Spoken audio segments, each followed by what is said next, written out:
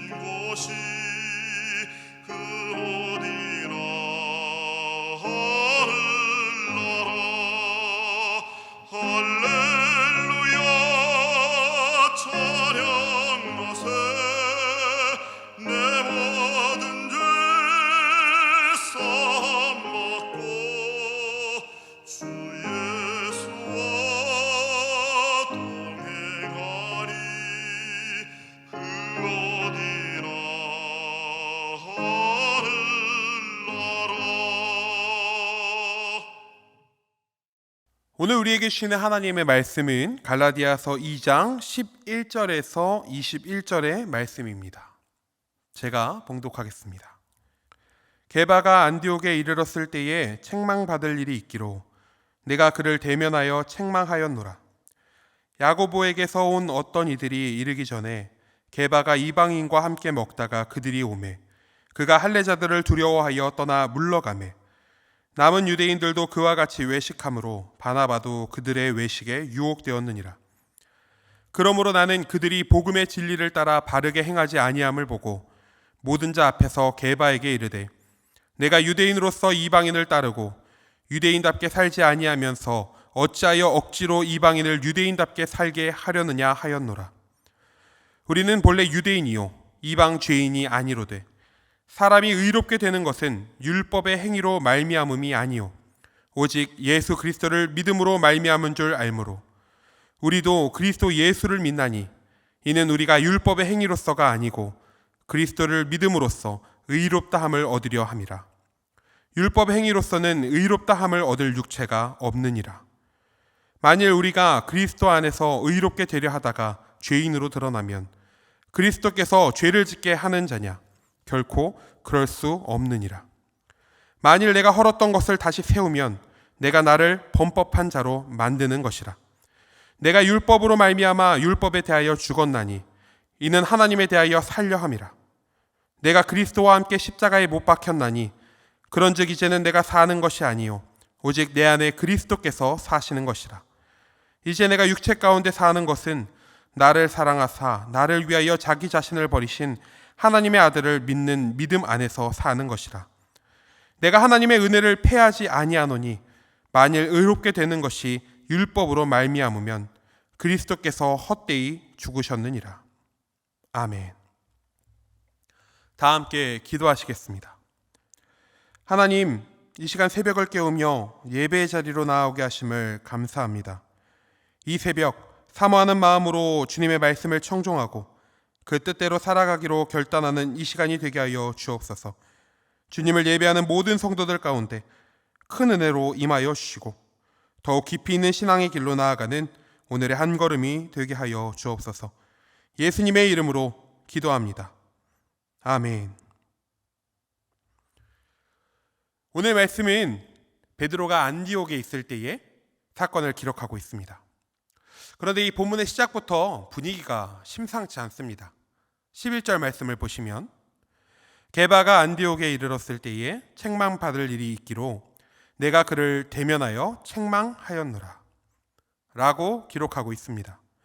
게바, 예수님께서 사도 베드로에게 지어주신 반석이라는 의미의 별명입니다. 그는 예수님의 12제자 중에서 단연 수제자라고 말할 만한 인물이었고 유대인의 사도였으며 초대교회의 리더였습니다. 그런 베드로에 비해 이 글을 기록하고 있는 바울은 어떻겠습니까? 같은 사도라고 할지라도 교회 공동체 안에서 바울의 명성은 베드로에게 한참 미치지 못하는 사람이었을 것입니다. 그런 바울이 베드로를 향해 책망받을 만한 일이 있어 대면하여 책망하였다라고 오늘 말씀은 시작하고 있는 것이죠. 도대체 베드로가 얼마나 큰 문제를 저질렀기에 바울은 초대교회의 리더인 베드로를 대면하여 책망하고 있었던 것일까요? 오늘 보면 12절부터 13절에 보시면 그 책망받을 이유에 대해 기록하고 있습니다. 야고보에게서 온 어떤 이들이 이르기 전에 게바가 이방인과 함께 먹다가 그들이 오매 그가 할례자들을 두려워하여 떠나 물러가매 남은 유대인들도 그와 같이 외식함으로 바나바도 그들의 외식에 유혹되었느니라. 베드로가 안디옥에서 이방인들과 함께 식사를 하고 있었습니다. 그런데 그 자리에 야고보가 보낸 유대인들이 등장합니다. 성경은 그 유대인들을 할례자들이라고 기록하고 있는데 그 할례자들이 두려워서 베드로는 이방인과 함께하던 그 자리를 떠나게 됩니다. 그리고 그 영향으로 함께 있던 유대인들과 심지어 바나바까지도 그 자리를 떠나게 되는 것이죠. 예수님의 사랑을 받아 구원을 입은 자로서 이방인이 되었든 유대인이 되었든 할례자가 되었든 무할례자가 되었든 모두가 예수님 안에서 한 몸을 이루는 것이 마땅할진데 초대교회의 리더라는 자가 할례자들이 두려워서 이방인들을 다 두고선 떠나버린 것입니다. 이방인의 사도라 불림을 받았던 사도 바울에게는 그 모습이 외식하는 일, 그리스도의 복음 앞에 거짓된 행동을 하는 일처럼 보였던 것이죠. 그래서 그는 교회 안에서 대단한 위치에 있었던 베드로를 향해 책망하고 있었던 것입니다. 그런데 우리는 이 문제를 단순하게 베드로가 잘못했네 라고만 쉽게 이야기할 수 없습니다. 왜일까요? 이 베드로가 두려워했던 할례자들이 예루살렘에 있었던 비그리스도인 유대인들이었습니다. 이 주 40년대로 추정되는 이 당시에는요, 팔레스타인 지역에 있었던 유대인들 사이에 반로마, 반비유대인 정서를 아주 강하게 가지고 있었다고 합니다. 그렇기 때문에 유대교의 열심인 비그리스도인 유대인들이 안디옥 교회에서 비유대인과 유대인이 함께 식사하며 교제하는 것을 본다면 예루살렘에 있었던 유대 기독교인들을 향한 핍박이 가능해질 수도 있었던 것입니다. 그 빌미를 제공하는 꼴이 될 수 있었던 것이죠. 그러니 초대교회의 리더였던 베드로의 입장에서 예루살렘에 있었던 유대 기독교인들의 어려움을 만들지 않도록 배려하고 그들을 보호하기 위해 신경 써서 했던 행동이 바로 자리를 피하는 것이었던 것입니다. 함께했던 다른 유대 기독교인들과 바나바도 베드로의 그런 입장을 이해했기 때문에 그 태도에 동참했다고 볼 수 있는 것이죠. 그럼에도 바울은 베드로와 유대인들이 안디옥의 비유대인 그리스도인들을 무시했다 하여 강하게 문제 제기를 하고 있었던 것입니다. 바울이 앞서 말한 베드로의 상황에 대해서 이해가 부족했을까요? 아마 그러지 않았을 것입니다. 여러분, 바울이 얼마나 대단하고 똑똑한 사람이었습니까? 그는 혈통적으로 베냐민 지파에 속한 순수한 히브리인이었고 난지 8일 만에 할례도 받았고 당대 최고의 유대 학자였던 가말리엘 문화에서 수학하면서 유대교와 유대 전통에 매우 정통한 사람이었습니다. 비그리스도인 유대인들에 대한 이해도 높았을 뿐만 아니라 리더의 자리에 있었던 베드로에 대한 결정의 이유도 분명히 그는 이해하고 있었을 것입니다. 그럼에도 바울은 베드로를 향해 이렇게 이야기하죠. 복음의 진리를 따라 바르게 행하지 아니하였다라고 책망하면서 그의 삶의 일관성에 대해서 지적하고 있습니다. 이어지는 14절 하반절입니다. 내가 유대인으로서 이방인을 따르고 유대인답게 살지 아니하면서 어찌하여 억지로 이방인을 유대인답게 살게 하려느냐. 여러분, 이 말은 무엇입니까? 어찌하여 유대인의 눈치를 보며 그들의 기준에 맞추어 그들을 두려워하고 있느냐라는 말입니다. 그리스도인은 율법의 행위로서가 아니라 오직 믿음으로 말미암아 구원을 받은 자들인데 어찌하여 그들의 시선, 그들의 율법, 그들의 기준에 맞추려고 하느냐 하는 책망인 것입니다. 베드로의 입장에 되어봅시다. 제법 이해되지 않습니까? 우리는 이 말씀을 통해서 베드로의 모습 속에 담긴 리더로서의 책임감도 느낄 수 있고요. 자신과 함께하는 그리스도인들에게 어려움을 경험시키고 싶지 않아 하는 사랑의 마음도 발견할 수 있습니다. 결코 그 모든 결정들은 자신의 평판이나 명성을 위해 결정한 것이 아니었습니다. 고민하고 고민해서 나름 기준에 맞춰서 교회를 위해 결정했던 것이죠. 그런데 그런 그의 결정이 합당한 일이 되지는 못했습니다. 세상을 살아가는 우리도 베드로와 같은 입장에 설 때가 종종 있습니다.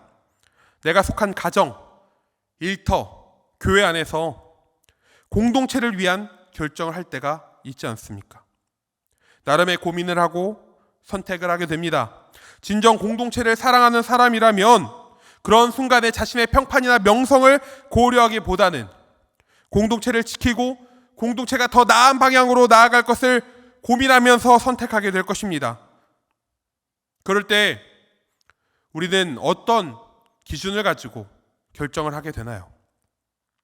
문제 앞에 우리가 고려해야 될 것은 정말 많아 보입니다. 베드로도 그랬죠. 할례자들이 두려웠던 것은 단순히 그들이 힘과 능력을 가졌기 때문은 아니었을 것입니다. 리더로서 고려해야 될 부분이 많았던 것이죠. 머리에 수많은 이야기들이 스쳐 지나갔을 것입니다. 우리도 그렇습니다. 무언가 결정할 때 머리에 스치는 많은 것들, 또 수많은 계산들이 우리의 머리 가운데 남아 있습니다. 세상은 그렇게 살아가는 것이 아니겠습니까? 그런데요, 세상을 그렇게 살아가는 거라 할지라도 우리는 그리스도인으로서 조금 심플하게 문제를 마주할 필요가 있습니다. 다양한 각도로 다양한 입장을 보기 이전에 그리스도인으로서 바라봐야 할 것. 예수님이라면 어떻게 하셨을까? 세상의 기준, 세상의 가치, 다양한 사람들의 시선, 그들의 평가, 그런 것들을 다 따지면서 이렇게 저렇게 재어보기 전에 예수님이라면 어떻게 하셨을까? 우리는 고민해 보아야 합니다. 우리는 그리스도인이기 때문에 그렇습니다. 신앙을 처음 갖게 되었을 때 감격이 남아 있으시다면 기억하실 것입니다. 예수님이면 다 돼. 예수님이라면 되는 거야. 우리는 확신하지 않았습니까? 기도하면 되는구나. 우리는 확신했습니다. 누군가는 흑백 논리에 빠졌다고 이야기할 만큼 예수님의 입장에서 생각하지 않았습니까?